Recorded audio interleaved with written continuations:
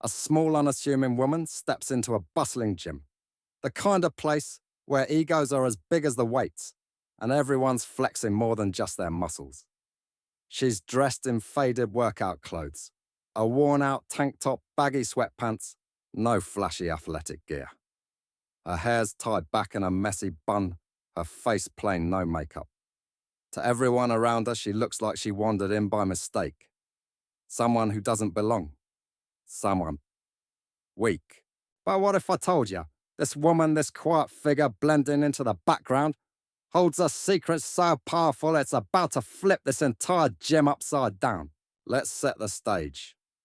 It's a busy evening at Iron Pulse Fitness, a high-end gym in downtown Chicago. The air smells of sweat and ambition. The gym is packed with fitness buff guys with bulging biceps, women in sleek leggings all eyeing each other in a silent competition of strength and style. Mirrors line the walls, reflecting the clank of weights and the thump of hip-hop blaring through the speakers. This is a place where you're judged by how much you lift, how fast you run, how good you look doing it. Into this world walks Lila. That's what we'll call her for now. Lila doesn't strut in with confidence. She doesn't toss a gym bag onto a bench or high-five the regulars. She moves quietly, almost invisibly, carrying a faded duffel bag, her eyes scanning the room, like she's not sure she's in the right place. She heads toward the corner, where the martial arts class is about to start slipping past the weight racks and cardio machines. The other gym goers barely notice her, but when they do, their glances are quick and dismissive. She's not one of them. At the front desk, a trainer named Jake Tall Muscular, with a cocky grin, spots her. He leans over the counter, sizing her up.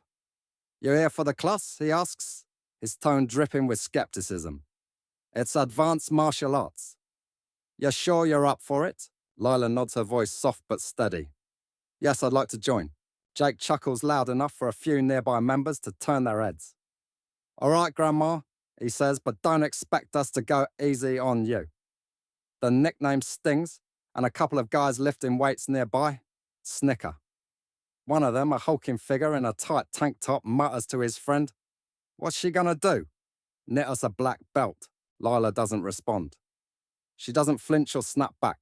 She just adjusts her duffel bag and heads toward the martial arts area, a small padded mat in the corner of the gym.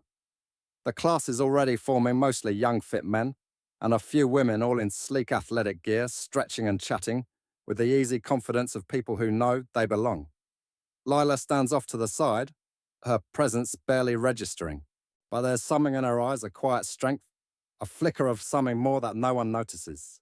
Not yet. The instructor, a wiry man named Marcus, steps onto the mat. He's all business, his voice sharp as he calls the class to attention. "All right, let's see what you've got today. Pair up for sparring." His eyes land on Lila, and he pauses, one eyebrow raised. "New girl?" he says, not bothering to hide his amusement. "You ever done this before? This isn't yoga, you know." The class laughs, a low rumble that spreads across the mat. A woman, in a bright pink sports bra, whispers to her partner, "She's gonna get crushed." Another guy, built like a linebacker, cracks his knuckles and grins. "Hope she's got good health insurance." Lila doesn't say a word. She just nods her face, calm, almost serene. Marcus shrugs and points her to a corner of the mat. "Fine. You're with me first. Let's see if you can keep up." The class watches, some smirking others shaking their heads. They're expecting a spectacle, a quick, embarrassing takedown of the quiet woman who clearly doesn't belong. As Lila steps onto the mat, the gym seems to close in around her. The music fades into the background, replaced by the hum of anticipation. Jake, still at the front desk, pulls out his phone, ready to record what he thinks will be a hilarious moment. The other members lean in, their laughter barely contained. They're waiting for Lila to fail to stumble to prove she's out of her depth. But something's about to happen. Something no one in this gym could have predicted. Lila's hands steady and sure, adjust her stance. Her eyes lock onto Marcus, not with fear, but with focus. There's a stillness to her, a quiet power that's been there all along, hidden beneath her plain clothes and unassuming demeanor. She's not here by accident. She's not here to fail. What no one knows, what they couldn't possibly guess, is that Lila isn't just some random gym goer. The truth about her, the real truth, is so staggering it's about to rewrite every assumption they've made. And when it does, this gym will never be the same. The air in Iron Pulse Fitness is thick with tension now. The martial arts class is in full swing, and all eyes are on Lila, the unassuming woman who dared to step onto the mat. The gym's usual noise, clanging weights, thumping music, seems to fade as the class focuses on her. Marcus, the instructor, circles her like a predator sizing up prey. He's not cruel, but he's not gentle either. "All right, newbie," he says, his voice carrying across the mat. "Show me what you've got. 30 seconds or you're out." The class erupts in laughter, louder this time, more brazen. Jake, still at the front desk, holds up his phone, grinning as he records. "This is gonna go viral," he mutters to a nearby trainer. The woman in the pink sports bra rolls her eyes, whispering to her partner. She's gonna embarrass herself. The linebacker guy, now paired up with another student, shouts across the mat. "Don't break a hip, Grandma." Lila stands there, her faded tank top hanging loosely on her small frame, her sweatpants slightly frayed at the hem. She doesn't react to the taunts. She doesn't snap back or shrink away. Instead, she takes a deep breath, her shoulders relaxing, her eyes narrowing with a focus that no one seems to notice. She steps into a stance, nothing flashy, just a subtle shift of her weight, her hands loose but ready. Marcus raises an eyebrow, clearly unimpressed. "All right," he says. "Let's go." The sparring begins, and Marcus moves fast, throwing a quick jab to test her. Lila sidesteps effortlessly, her movements smooth, almost instinctual. The class doesn't notice at first, they're too busy laughing, too caught up in their own assumptions. But Marcus pauses, his eyes narrowing. "Not bad," he says, circling her again. "Let's try something harder." He lunges, aiming a controlled kick at her side. Lila doesn't flinch. She pivots, deflecting the kick with a flick of her wrist. Her movements so precise they seem almost casual. A murmur ripples through the class. The woman in the pink sports bra stops whispering. Jake's grin falters, his phone still raised, but his thumb frozen on the record button. Marcus steps back, his expression shifting from amusement to curiosity. "Okay," he says, his voice quieter now. "Let's see what else you've got." The class is starting to pay attention now, but the mockery hasn't stopped. The linebacker guy, whose name is apparently Brad, shouts from the sidelines, "Come on!" Marcus, "Don't go easy on her. Show her how it's done."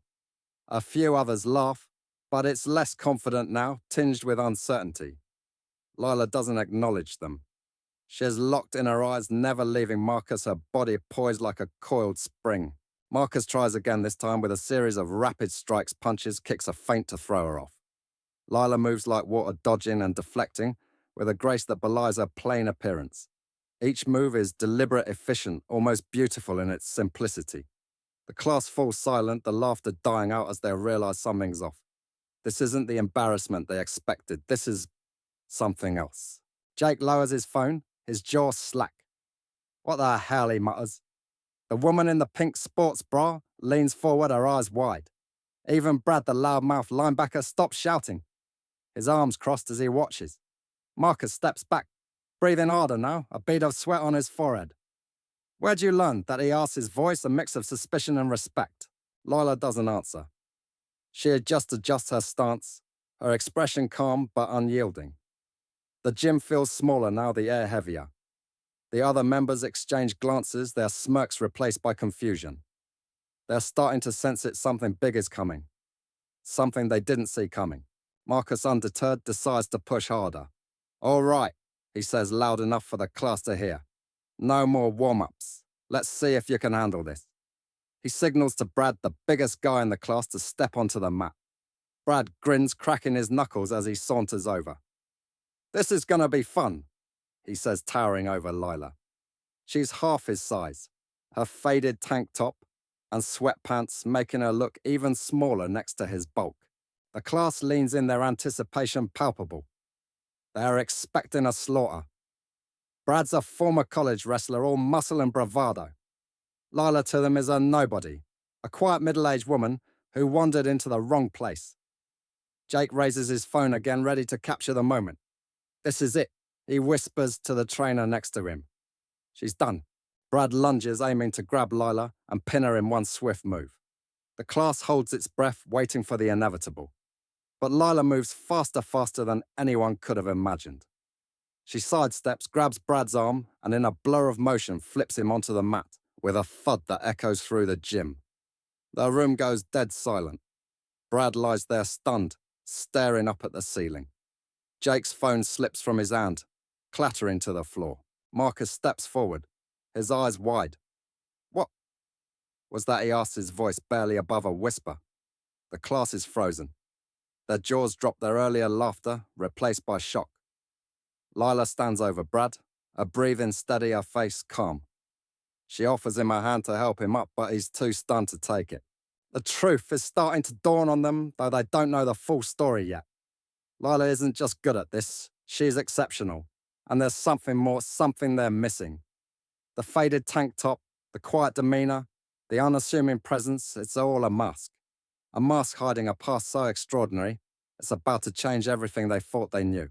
The gym is a different place now. The music still plays, the weights still clank, but every eye in Iron Pulse Fitness is glued to the martial arts mat. Lila stands in the center, her faded tank top and sweatpants suddenly seeming less out of place. Brad, the linebacker who mocked her, is still on the mat, scrambling to his feet, his face red with embarrassment. The class is silent, the earlier laughter replaced by a stunned hush. Jake's phone lies forgotten on the floor, his viral video dreams shattered. Marcus, the instructor, stares at Lila like he's seeing her for the first time. "Who are you?" Marcus asks, his voice a mix of awe and disbelief. Lila doesn't answer right away. She adjusts her stance, her eyes calm, but piercing as if she's weighing whether to reveal the truth. The class leans in desperate for an explanation. They know they've witnessed something incredible, but they don't know why or how. Brad, now on his feet, brushes himself off, trying to salvage his pride. "Lucky move," he mutters, but his voice lacks conviction. He steps back, avoiding Lila's gaze. The woman in the pink sports bra, who was so quick to dismiss Lila earlier, is gripping her water bottle, her knuckles white. "That wasn't luck," she whispers to her partner. "That was insane." Marcus steps forward, his curiosity overriding his earlier skepticism. "All right," he says, raising his hands to quiet the murmurs. "Let's try that again. Lila, right. Show us what you've got. No holding back." The class watches their earlier mockery replaced by anticipation. Lila nods, her expression unchanging. She steps back onto the mat, her movements fluid, almost effortless. Marcus signals to another student, a lean, confident guy named Tyler, who's known for his speed. Tyler smirks clearly, thinking he can redeem the class's honor. "Let's do this," he says, bouncing on his toes. A sparring begins, and it's over in seconds. Tyler throws a punch, but Lila deflects it with a flick of her wrist, spins behind him, and sweeps his legs out from under him. He hits the mat with a grunt, his confidence evaporating. The class gasps a collective intake of breath that fills the room. Jake, who's retrieved his phone, isn't recording anymore. He's just staring his mouth open. Marcus steps back, his hands on his hips. "Okay," he says, his voice shaking slightly. "That's not beginner stuff. Where did you train?" The question hangs in the air unanswered. Lila just shrugs, her face still calm, but there's a spark in her eyes now, a hint of amusement, maybe even pride. The truth comes out in a whisper from a quiet corner of the mat. A young woman who's been silent until now pulls out her phone and starts scrolling frantically. "Wait a second," she says, her voice rising. I know her. I know her." She holds up her screen, showing a grainy photo from an old martial arts tournament. The class crowds around, their eyes wide, as they read the headline, "Lila Chen National, Martial Arts Champion Undefeated for a Decade." The gym goes silent again, but this time it's a different kind of silence, a mix of awe, shame, and disbelief. Lila Chen, the woman they called Grandma, the woman they laughed at, is a legend, a former national champion who walked away from the spotlight years ago, choosing a quiet life over fame. She's been training in obscurity, not because she had to, but because she wanted to. And tonight she stepped into Iron Pulse Fitness to test herself or maybe to test them. Marcus is the first to speak. Ms. Chen, he says, his voice thick with respect. I'm so sorry. We had no idea.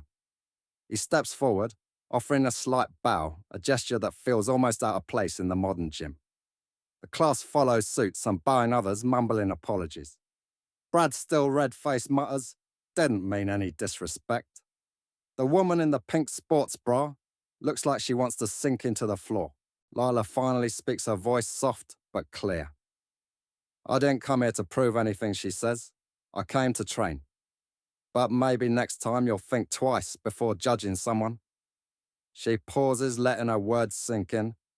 Strength isn't about how you look. It's about what you do.